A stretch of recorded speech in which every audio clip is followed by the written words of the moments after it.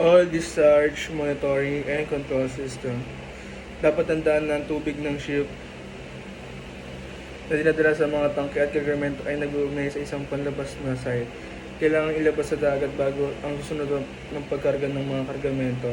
Sa mga tuwid, ang oil discharge monitoring ay ginagamit upang maiwasan ng polusyon ng karagatan sa pamamagitan ng langis dahil sa discharge mula sa ship at build space.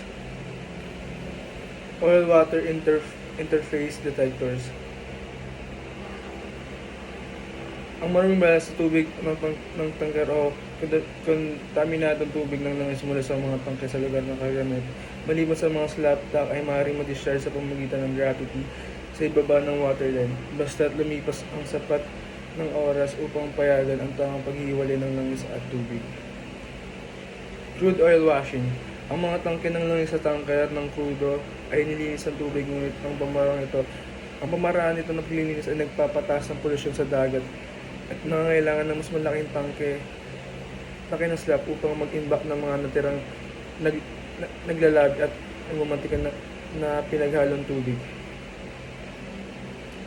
34. Control of operation and discharge of oil. Ay inilawak sa tangke ng langis na mas mababa sa 150 gross tonnage ang kabuuang dami ng langis at tubig na ginamit para sa paghugas at binalik sa tangke ng inimbakan ay dapat itapos sa mga pasilidad ng pagtanggap ng ibang kung ang mga sapat na pagsasaayos ay ginawa upang matiyak na ang anumang influent na pinapayagang itapon sa dagat ay epektibong sinusubaybayan upang matiyak na ang mga probisyon ng sunod ng regulasyong ito. Crude oil washing operation ay isang sistema kung saan ang tangke ng langis sa isang tanker ay nililinis sa pamamagitan ng paglalakbay hindi gamit ang tubig ngunit gamit ang crudo. Ang kargamento mismo. Ang pagkilos ng solvent ng langis na crudo ay ginagawang mas epektibo ang proseso ng paglinis kaysa kapag ginamit ang tubig.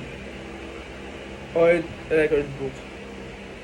Kapag gumagawa ng mga enter sa oil ang petsa, operational code at numero ng item ay dapat nakasulat sa ng mga code at mga kinakailangang detalye. Dapat na itala ayon sa pag-aasunod-sunod ng mga block ng puwang. Ang bawat na kompletong operasyon ay dapat pirmahan at lagyan ng petsa ng chief engineer sa barko. Ang bawat na kompletong pahina ay dapat pirmahan ng kapitan. 37. Shipboard Oil Pollution Emergency Plan.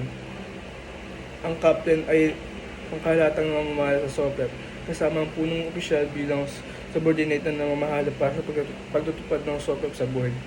Inilarawan din ng SOPEP ng plan para sa master officer at crew ng barko tungkol sa mga paraan upang matugunan ang iba't ibang senaryo ng oil spill na maaaring mangyari sa isang barko.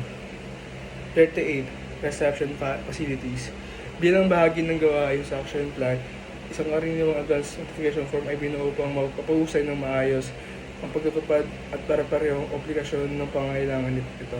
Kaya pinagpilit ang pangalim ng isang barko na magkaroon ng pagkakaantala. Regulation 39. Special Requirement. Nalalapat ang regulasyon ito sa mga fixed o floating platform bilang ang mga drilling rig, floating production, storage at offloading facilities na ginagamit para sa offshore production at storage ng langis at floating storage units na ginagamit para sa offshore storage ng ginawang langis.